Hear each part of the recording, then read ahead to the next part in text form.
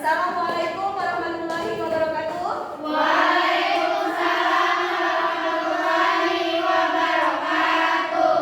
Salam sejahtera bagi kita semua. Selamat siang adik-adik. Selamat siang, Ibu. Apa kabar hari ini? Alhamdulillah baik, Ibu. Perkenalkan, saya Ibu Siti Hairia. Saya di sini adalah dosen pengampu mata kuliah gizi dalam kesehatan reproduksi. Untuk hari ini ada yang tidak masuk? Alhamdulillah, kita sehat semua, diberi kesehatan oleh Allah sehingga kita bisa mengikuti perkuliahan pada hari ini. Baik, di sini Ibu akan menjelaskan tentang gizi seimbang pada ibu hamil, ya. Ada tujuan pembelajaran yang adik-adik harus ketahui, ya, di mana adik-adik harus dapat menjelaskan prinsip tentang makanan sehat bagi ibu hamil. Kemudian dapat menjelaskan faktor-faktor yang mempengaruhi gizi ibu hamil, dapat menjelaskan menu seimbang ibu hamil, dapat menjelaskan pengaruh status gizi bagi ibu hamil, dan dapat menjelaskan tanda kecukupan gizi pada ibu hamil. Nah, referensi yang Ibu pakai di sini adalah Badriah Dewi Lailatul tahun 2014 gizi dalam kesehatan reproduksi, Revika Aditama Bandung, Mas Rika 2021 ajar gizi dalam kesehatan reproduksi Jawa Tengah Kemenbidnek. Kemudian ada HTTP ukor.kemenkes.go.id. Kemudian dari Hakimi dan kawan-kawan tentang gizi kesehatan dalam masa reproduksi Dismedia Pustaka. Jadi adik-adik bisa melihat ya referensi-referensi lainnya di perpustakaan ya terkait dengan gizi dalam kesehatan reproduksi ya, khususnya gizi pada ibu hamil. Nah, tentang gizi seimbang ya. Gizi, adik-adik tahu tentang gizi? Tahu. Oke. Apa itu gizi? Makanan. Oke, gizi mungkin adik-adik hanya tahu tentang makanan ya. Betul, memang berkaitan dengan makanan. Nah, gizi ini berasal dari kata giza, itu dari bahasa Arab, artinya memang betul makanan ya. Jadi memang makanan ini diperlukan oleh tubuh kita. Untuk apa? Untuk menjaga kesehatan ya, khususnya untuk pertumbuhan dan perkembangan ya. Perkembangan. Dan kalau ibu hamil berarti perkembangan ya janin. Maka kehamilan merupakan anugerah yang luar biasa yang dapat membuat keluarga menjadi bahagia. Perubahan fisik dan psikologis akan terjadi selama kehamilan. Masa kehamilan ini sangat penting untuk menentukan kualitas anak. Oleh karena itu, selama kehamilan ibu memerlukan makanan yang bergizi. Kecukupan gizi selama kehamilan digunakan untuk pertumbuhan dan perkembangan janinnya maupun aktivitas ibu ya. Jadi ibu hamil itu ya perlu sekali makanan yang bergizi ya, dimana untuk pertumbuhan dan perkembangan janin yang ada di dalam kandungannya. Jadi harus pintar-pintar nih kalau ada ibu hamil memilih makanan ya. Makanan itu harus beraneka ragam ya. Beraneka ragam berarti beraneka ragam itu bagaimana? Yang bervariasi. Bukan hanya itu saja yang dimakan ya, tetapi harus ada variasinya ya. Nah, makanan ibu hamil harus sesuai dengan kebutuhan, yaitu makanan yang seimbang dengan perkembangan masa kehamilan ya. Biasanya kita makan sehari berapa kali? 3. Kalau ibu hamil? 4. Bisa 4, bisa 5 ya. Atau mungkin tadinya 1 porsi, bisa 2 porsi sekali makan ya. Jadi memang tidak sama dengan wanita yang tidak hamil. Makanan yang dikonsumsi ibu hamil dipergunakan untuk pertumbuhan dan perkembangan janin ya. Jadi makanan yang dikonsumsi ibu hamil itu kemana larinya?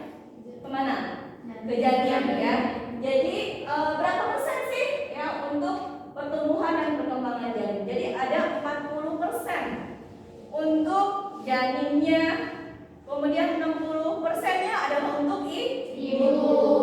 Sekarang kalau untuk janin kemana sih larinya makanan? Janin, plasenta. Kemudian apa tuh? Kemana lagi? Ke berat badan janin, ya kan? Ya. Kemudian apa? Amnion, ya. Kemudian kalau ibu berat badan, ya. Kemudian pertumbuhan air atau produksi ASI, ya. Jadi itulah ya banyak kebutuhan yang dibutuhkan atau yang diperlukan oleh ibu hamil. Ya. Nah, di sini ada beberapa prinsip makanan sehat bagi ibu hamil, ya. Menyediakan energi yang cukup kalori untuk kebutuhan kesehatan tubuh ibu dan pertumbuhan bayi. Menyediakan semua kebutuhan ibu dan bayi meliputi protein, lemak, vitamin, mineral, ya. Kemudian dapat menghindarkan pengaruh negatif bagi bayi, mendukung metabolisme tubuh ibu dalam memelihara berat badan sehat, kadar gula darah dan tekanan darah. Ini beberapa prinsip yang harus diperhatikan oleh ibu hamil. Nah, ini ada faktor-faktor yang berpengaruh, ya, terhadap kehamilan, ya. Jadi ada faktor umur, berat badan, suhu lingkungan, aktivitas, status kesehatan, pengetahuan zat gizi dalam makanan, kemudian status ekonomi, ya. Ya, Ibu jelaskan. Umur bisa berpengaruh terhadap gizi pada ibu hamil? Bisa. Gimana? Bagaimana? Apakah umur yang masih kurang dari 20 tahun dengan umur yang lebih dari 20 tahun akan berbeda makannya? Berbeda. Mungkin tentu porsinya yang suka berbeda, ya, atau variasi makanan yang berbeda, jumlahnya yang berbeda, ya. Berat badan berpengaruh terhadap gizi? Ya. Biasanya yang kurus sama gemuk gimana? Porsinya beda. Nafsu makannya suka berbeda. Terus lahap apa enggak? Lahap enggak? Ya, tergantung ya. Kalau misalnya berat badan biasanya lebih banyak makannya ya. Kalau yang kurus biasanya malas-malas dimakan, gitu ya. Itu dari berat badan juga sudah berpengaruh terhadap gizi, ya. Biasanya kalau berat badan itu kalau kurang, ya, dari usia kehamilan, ya, itu akan berpengaruh kemana? Berat badan janin, ya. Jadi nanti kalau misalnya berat badannya tidak sesuai dengan usia kehamilan, pasti nanti bayi yang dilahirkan akan BBLR, ya. Apa tuh BBLR? Atau mungkin bisa jadi prematur, ya, prematur, ya. Oke, kemudian suhu lingkungan berpengaruh tidak dengan gizi? Kenapa? Suhu lingkungan yang dingin sama yang panas pasti, ya. Untuk pemilihan makanan pasti akan berbeda. Oh, yang ini nih dingin nih. Nah, berarti suhunya dingin nih. Kita sering makannya ya panas. Ya, kalau yang suhunya panas, pengennya dingin. Juga berpengaruh, ya. Itu entah minuman ataupun makanan, ya. Aktivitas, ya, berpengaruh tentang gizi juga. Kenapa tuh? Ya, capek olahraga, makannya banyak. Kalau misalnya enggak, biasa aja, ya. Oke. Status kesehatan, ya. Status kesehatan, kalau lagi sakit, lagi sehat, gimana? Berpengaruh, ya. Berpengaruh terhadap gizi juga. Pengetahuan dan gizi dalam makanan berpengaruh. Kalau pengetahuannya kurang, ya, misalnya harusnya makan gizi seimbang. Nah, ternyata ibunya nggak tahu gizi seimbang itu apa sih. Dan ternyata yang dimakan cuma makan nasi, makan ikan. Ya, nasi, ikan teri, misalnya seperti itu, ya. Itu nggak termasuk gizi seimbang, ya. Nah, gizi seimbang itu ya emang harus lengkap, 4 sehat 5 sempurna. Tapi kalau ibu hamil itu sudah ada tuh ya, nanti ada diisi piringku apa aja gitu, ya. Nah, faktor yang mempengaruhi perencanaan dan penyusunan makanan yang sehat dan seimbang antara lain kemampuan keluarga dalam membeli makanan, pengetahuan tentang zat gizi, kebiasaan dan pandangan wanita terhadap makanan, dan status ekonomi, ya. Jadi ada faktor yang berpengaruh terhadap rencana menyusun makanan di rumah. Mungkin kemampuan keluarganya untuk membeli makanan, ya, mampu atau tidak, gitu. Kalau dia mampu membeli makanan yang sesuai dengan kebutuhan, itu pasti membutuhkan mungkin kos yang lebih banyak ya, gitu ya. Jadi kalau itu mampu atau tidak, ya. Kalau mampu, alhamdulillah. Kalau tidak berarti nanti masuknya ya gizinya berarti tidak seimbang, gitu ya. Tidak makan sesuai dengan kebutuhan. Pengetahuan tentang zat gizi, ya. Kemudian kebiasaan pandangan wanita terhadap makanan, ya. Status ekonomi, ya. Nah, ini dia menu seimbang ibu hamil. Nah, menu seimbang ibu hamil, ya, ada karbohidrat, ya, ada mineral, ada protein, ada lemak, ada vitamin, ya. Jadi ini adalah menu seimbang ibu hamil, ya. Dari karbohidrat. Karbohidrat ini selain mungkin ada tahu ya karbohidrat isinya apa? Apa? Nasi. Ya, selain nasi ada lagi? Kentang, ubi, singkong, jagung, gandum. Ya, itu termasuk karbohidrat. Jadi kalau nggak makan nasi, kalau cuma makan ubi bisa ya? Bisa. Ada karbohidratnya, ya. Oke, kemudian protein. Protein ini terbagi menjadi nabati dan hewani. Protein hewani itu terdiri dari daging, telur, daging ayam, ya. Ya, itu protein hewani. Kalau protein nabati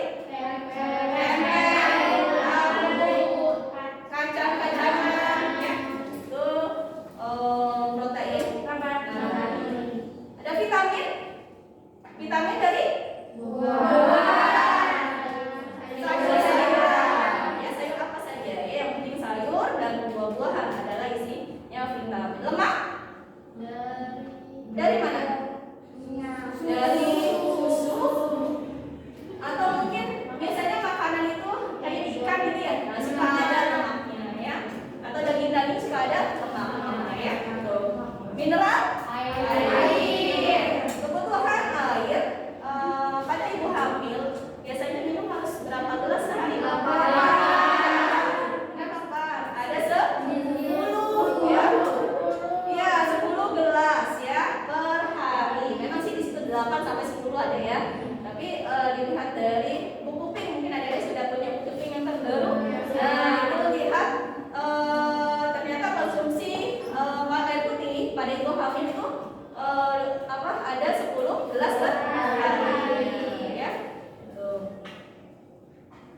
Nah, hal yang perlu diperhatikan ibu hamil dalam mengatur menu makanan selama hamil yaitu menghindari mengkonsumsi makanan yang kaleng. Nah, berarti yang kaleng itu yang punya pengawet, ya. Nah, yang punya pengawet, makanan yang manis berlebihan, susu yang berlemak, dan makanan yang sudah tidak segar. Ibu hamil sebaiknya makan teratur, sedikitnya 3 kali sehari, sedikit, paling sedikit, ya. Hidangan yang tersusun dari bahan makanan yang bergizi, mempergunakan beraneka ragam makanan yang ada, ya. Jadi ibu hamil itu harus menghindari makanan yang ada kaleng-kaleng, ya. Misalnya apa tuh? Sate. Kalau biasanya kalau udah ada di kaleng itu pasti sudah diawetkan, ya.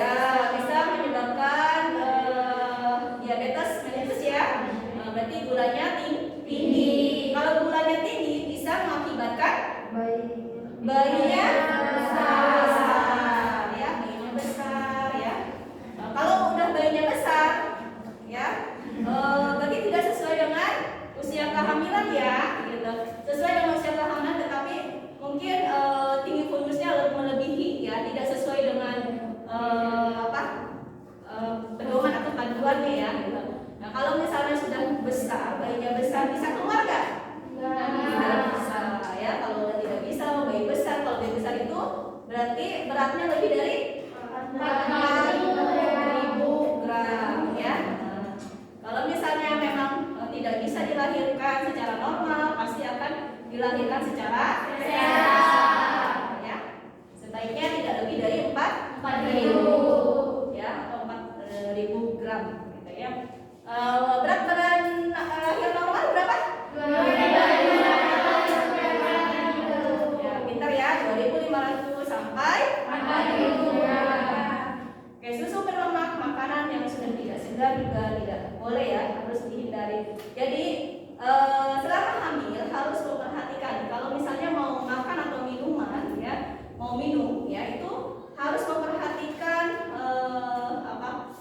kadaluarsanya gitu ya. Ini makanan atau minuman kadaluarsa atau tidak ya, karena pasti ada tanggal kadaluarsanya setiap ada kemasan. Jadi bukan hanya ibu hamil sih, kita juga ya, kalau kita mau makan apapun itu kita harus memperhatikan expired date-nya ya, kita harus memperhatikan kadaluarsanya.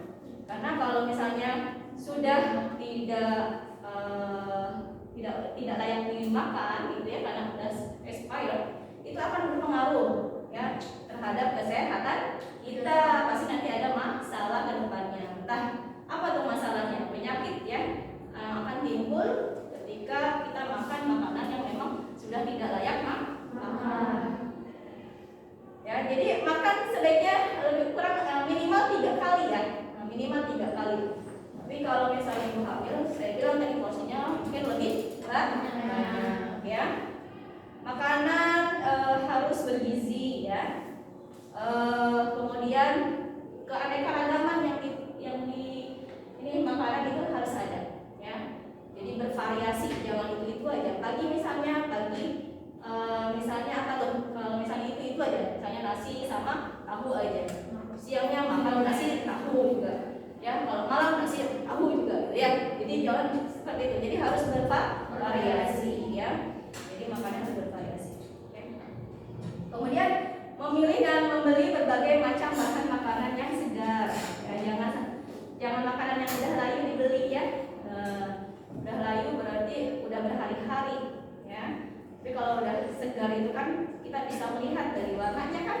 Dari warnanya lebih segar. Misalnya kalau misalnya dari ikan yang kita akan beli bagaimana? Misalnya dilihat dari matanya merah atau tidak. Biasanya kalau yang segar itu yang tidak merah ya, malah yang nggak ada merahnya matanya. Jadi yang segar ya. Gitu. Mengurangi bahan makanan yang banyak mengandung gas. Nah, yang mengandung gas itu kayak apa? Kol, kubis dan lain-lainnya ya. Jadi yang bergas itu kita hindari. Apalagi misalnya ibu hamil ya, ibu hamil itu kan karena ada bayi, dia pasti perutnya membesar. Ketika kita makan, ibu hamil itu makan yang bergas pasti otomatis lebih besar lagi ya. Apalagi kalau misalnya ibu hamil itu dia mempunyai penyakit emah ya, nah itu tambah lagi gitu ya, perutnya pegal, kembung ya. Jadi memang harus dihindari. Mengurangi bumbu yang merangsang seperti pedas, santan dan santan kental. Itu harus kita hindari. Ibu hamil harus menghindari. Kenapa? Pedas. Ada yang suka pedas? Ketika ada yang hamil, misalnya ada ibu hamil suka makan pedas ya, kita harus bisa memberikan ya asuhan ya. Kalau misalnya pedas itu harus dihindari ya. Maksudnya boleh makan pedas tapi jangan berlebihan ya. Berpengaruh nanti terhadap pencernaan ibu hamil ya. Yang tadinya mahnya mungkin tidak kronis bisa jadi kronis ya. Santan juga seperti itu ya. Jadi yang punya mah ya jangan sampai makan santan yang kental ya. Menghindari rokok dan minuman keras ya. Boleh nggak ibu hamil minum minuman keras?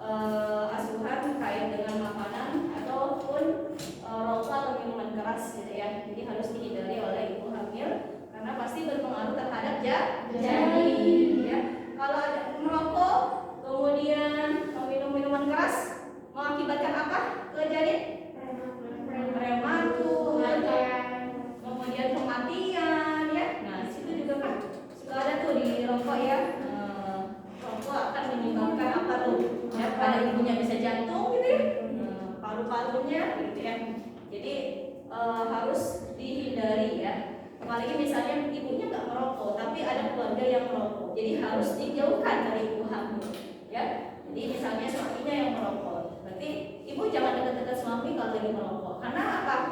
Ibu termasuk merokok aktif apa pasif? Pasif. Jadi itu ya, perokok pasif pun akan bisa ya, akan bisa menyebabkan ya, ibu bisa punya penyakit, timbul penyakit, itu penyakit paru ya. Lebih bahaya pasif apa aktif? Pasif. Ya. Ya, ini kelompok bahan makanan ada roti, sereal, nasi dan mie ya. Porsi 6 piring per porsi, sayuran 3 mangkuk, buah 4 potong, susu, yogurt atau keju 2 gelas, daging, ayam, ikan, telur dan kacang-kacangan 3 potong, lemak, minyak 5 sendok teh, gula 2 sendok makan ya. Yaitu kelompok bahan makanan ya. Boleh nanti adik-adik memilih bahan-bahan makanan selain ini ya. Nah, ini contoh menu makanan dalam sehari bagi ibu hamil ya. Bisa dilihat ada nasi, sayuran, buah, tempe, daging, susu, minyak, gula ya. Nah, ini ada porsi-porsinya per hari. Ini sehari ya. 5 ditambah 1 porsi ya. Sayuran 3 mangkuk ya. Ini ada keterangannya ya. Jenis hidangannya tuh ya, adik-adik bisa lihat ya. Di situ ada makan pagi, makan selingan, makan siang, makan selingan dan makan malam ya. Itu yang saya buat contoh menu makanan sehari pada ibu hamil ya. Ini pengaruh status gizi bagi ibu hamil ya. Status gizi pada ibu hamil pada waktu pertumbuhan selama hamil dapat mempengaruhi pertumbuhan dan perkembangan janin. Nah, ini rata-rata kenaikan berat badan selama hamil ya. Saya dapat referensinya dari yang tadi tuh ya, 12 sampai 14 kilo. Tapi nanti mungkin adik-adik bisa lihat lagi referensi lain, mungkin ada kenaikan berat badan 6,5 sampai 12 kilo ya, tergantung nanti adik-adik yang memakai referensi siapa ya. Nah, ini status gizi ya untuk pertumbuhan pada saat kehamilan ya. Status gizi baik ya pasti akan pertumbuhan dan perkembangan janin juga pasti baik. Tapi kalau status gizinya buruk pasti akan berpengaruh ya. Entah perkembangan dan pertumbuhannya pasti akan terganggu. Entah pertumbuhannya dia mungkin pas lahir ya, mungkin pas dilihat nih perkembangan selama bayi ternyata ada stunting misalnya seperti itu kan pertumbuhan ya. Kalau perkembangan mungkin dari bicaranya ya, perkembangan apa lagi selain bicara, perkembangan jalannya ya, geraknya, motoriknya ya, motorik kasar, motorik halusnya ya, itu pasti akan berpengaruh ya. Jadi ditentukan oleh status gizi ibu hamil ya, baik atau tidak baik ya. Nah, ini penambahan berat badan status gizi ibu sebelum hamil. Ada normal berat badan 12,5 sampai 13 pada trimester 1 2,3 kilo, trimester 2 0,49 kilo. Kemudian kalau kurus ya, total kenaikan berat badannya 11,5 sampai 16. Trimester 1 1,6 kilo. Kemudian trimester 2 itu 0,44. Dan kalau misalnya kategori lebih itu kenaikan berat badan 7 sampai 11,6. Kenaikan trimester 1 0,9 dan penambahan berat badan itu 0,3. Kalau obesitas itu adalah kenaikan lebih dari 29 ya. Total kenaikan 6 kilo ya. Oke, lanjut. Nah, ini tanda kecukupan gizi pada wanita dewasa ya. Pada ibu hamil mungkin dilihat banyak sekali ya gizi-gizi pada ibu hamil ya. Termasuk misalnya ada energi, protein, vitamin A, D ya, A, D, E dan K ya. Kemudian tiamin, niacin, vitamin B12 itu ada. Yang saya merahkan adalah asam folat ya. Asam folat, piridoksin, vitamin C, kalsium, fosfor dan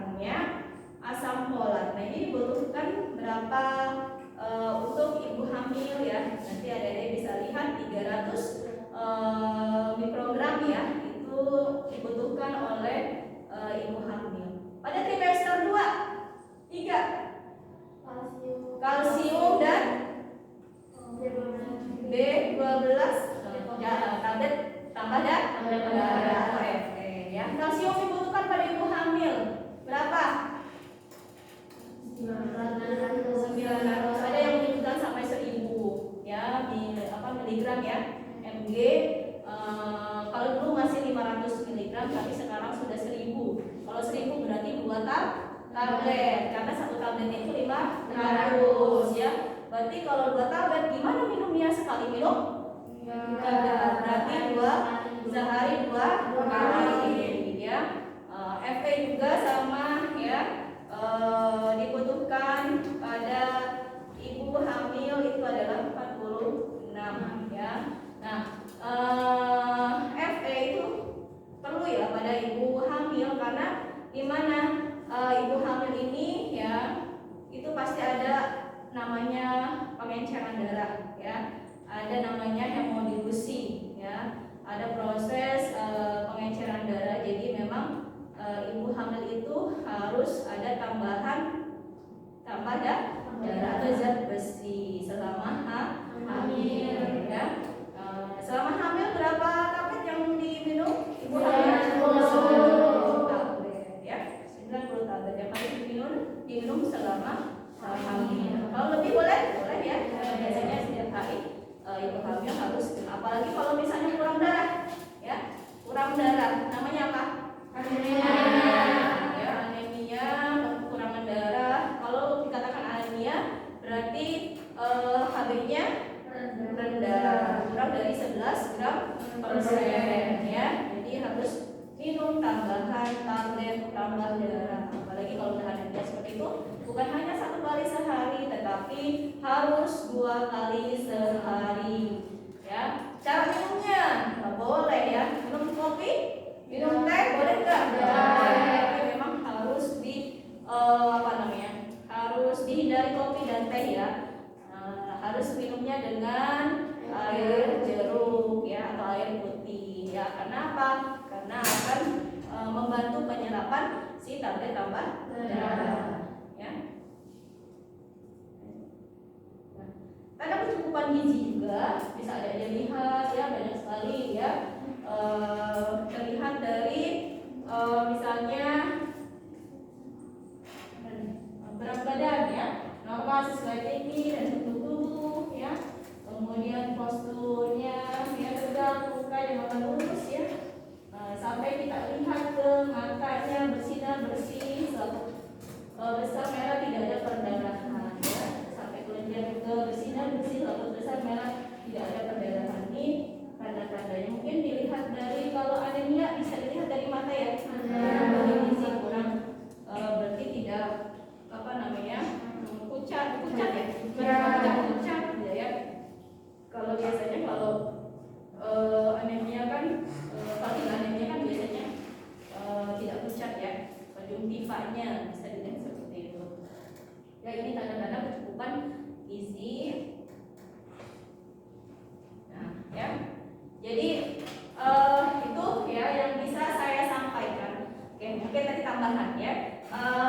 Di dalam gizi ibu hamil, mungkin ada pernah dengar ada isi piringku ya, isi piringku itu ya, itu memang ada tuh dijelaskan juga di buku KIA yang pink ya. Itu ada fotonya di mana ada nasi, kemudian ada tahu, ada tempe, ada ikan, ada sayuran gitu ya. Nah, itu ada telurnya juga gitu. Nah, kemudian ditambah air putih. Nah, tetapi sebelum makan, sesudah makan harus cuci tangan ya. Tuh, itu diisi piringku. Nah, isi piringku itu adalah sekali makan ya. Jadi kalau makan pagi seperti itu, ini makan siang, makan sore, nah, itu juga harus berbeda, harus beraneka ragam ya, itu ya. Jadi kenapa harus ada mencuci tangan sebelum makan?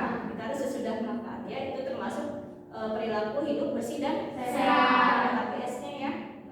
Nah, selain itu harus aktivitas juga gitu. Beraktivitas, maksudnya olahraga.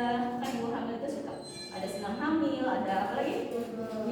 Yoga, terus kemudian jalan pagi ya, itu termasuk aktivitas ya. Sama makan makanan yang beraneka ragam ya. Tuh. Itu tambahan ya.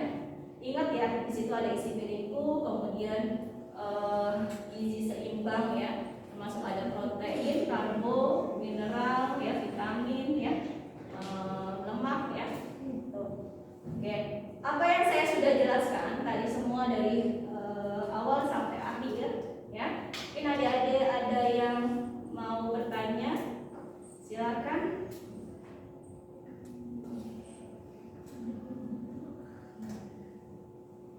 Ada yang bertanya?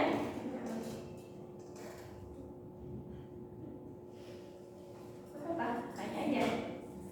Satu pertanyaan boleh terkait dengan gizi pada ibu hamil.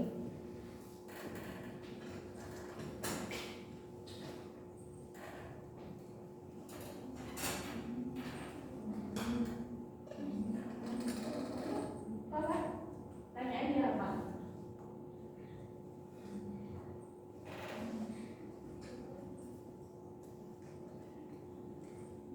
Ya, berdiri sebutkan nama. Oke. Baik, perkenalkan nama saya Destewati, mengizinkan Ibu. Ya. Untuk Ibu hamil, apakah ada makanan pantangan selain dari makanan pedas dan bersantan? Terima kasih. Oke, terima kasih. Silakan dulu. Oke, selain bersantan sama gas, pantangan ada nggak pantangan selain itu? Ada? Ada? Ada yang apa? Yang penting tidak berlebihan. Selain itu ada pantangan tidak ya? Oke, baik Ibu mencoba menjawab ya. Selain pantangan-pantangan yang tadi ya, Ibu hamil itu ya, mungkin setiap Ibu hamil itu pasti ada alergi ya, alergi makanan ya. Nggak semua bisa dimakan oleh ibu hamil ya. Misalnya saya alergi terhadap ikan tongkol ya.